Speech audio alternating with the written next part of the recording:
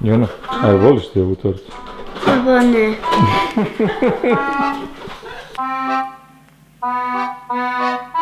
Ćao ljudi i dobrodošli u moju kuhinju. Danas ću da spremam jedan recept preko reda jer ste ga vi tražili. Pre nekoliko dana sam na mom Instagram profilu objavila fotografiju torte od borovnice i dobila sam jako puno poruka da što pre objavim taj recept. Pa evo ga, ali pripremite se za jedan mind-blowing moment, zato što je ovo najlakša torta koja može da se napravi. Dok budemo čekali da se torta stegne, ja ću da napravim jedan napitak od kafe. Hajde da se zasladimo.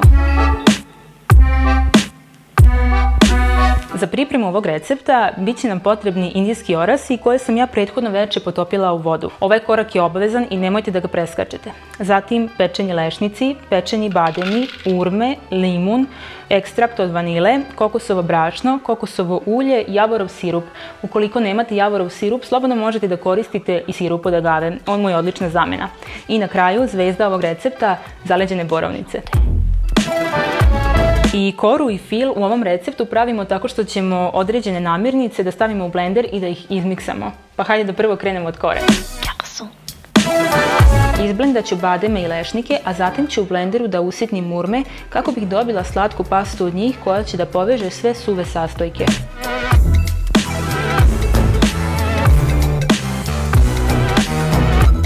U činiju dodajemo urme, kokosovo brašno i prstohvat soli.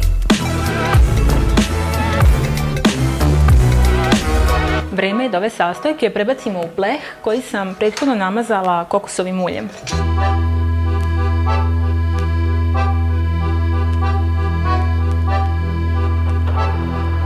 I sada prstima utiskujem masu i raspoređujem je da svuda bude jednaka. U suštini, kora za ovu tortu se pravi veoma slično kao i sirove kuglice koje sam pravila u prethodnom videu. A ako ste propustili ovaj video, kliknite ovde. A sad idemo da pravimo fil.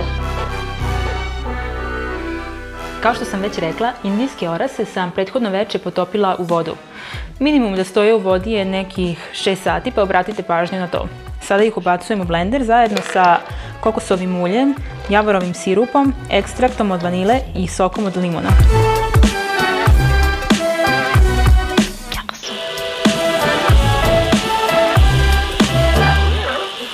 I dobili smo kremastu masu koju ćemo sada da prespamo u činiju, a zatim blendamo borovnice i sve zajedno miksamo.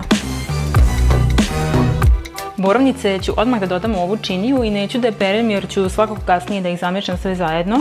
I malo ću vode, da sipam unutra da bi se lakše blendale. Nije pametan ovaj način, uzet ću kašiku.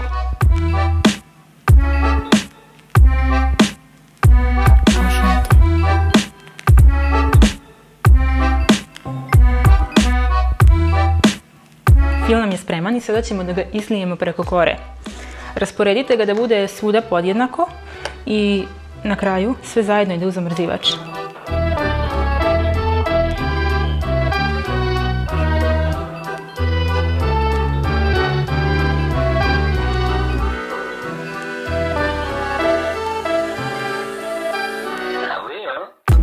I torta nam je gotova, ali pre nego što je ubacimo u zamrzivač, ja ću od gore da pospejem malo borovnice i listiće badema.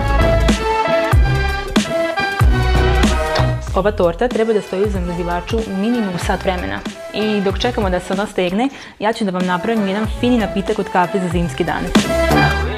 Ovaj bi kanal možda mogao i da se zove Blendajte sa Sharon, pošto se blender koristi u punoj snazi. Biće nam potreban i sada. U blender ćemo da sipamo kafu, ja koristim espresso kafu, sojino mleko i pola kašičice kokosovog ulja.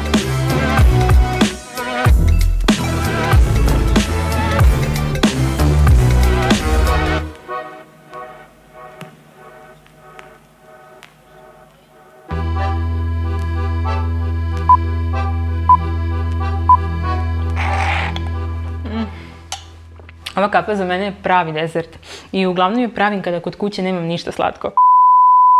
2 hours later. Ok, ovoj torti ipak nije bilo potrebno samo sat vremena da stoji u zamrzivaču jer je tamo bila 2 sata i tek sada je savršena i spremna za serviranje. Ja mislim da neću moći da je odvojim od ovoga. Aha, evo ga. Uspevamo inače ovu tortu nikada ne stavljam na ovaj tanjir, ali danas sam željela da to bude lepo za sliku i uvek je čuvam na ovom plehu u kom je bila, zato što je čuvam zapravo u zamrzivaču. Ajde da vidimo sve za sliku. 1, 2, 3. I na kraju ću da poskrim se još malo badema, pošto će oni da krckaju. I onda ćeš ti da dodaš bademe? Od gore da staviš? Da. Ajde, dođi mama. Jena, aj voliš ti ovu tortu? Pa ne. Stvarno Što ne voliš? Što? ne toga što je od tog voća. A ti voliš samo čokoladne torte? Da.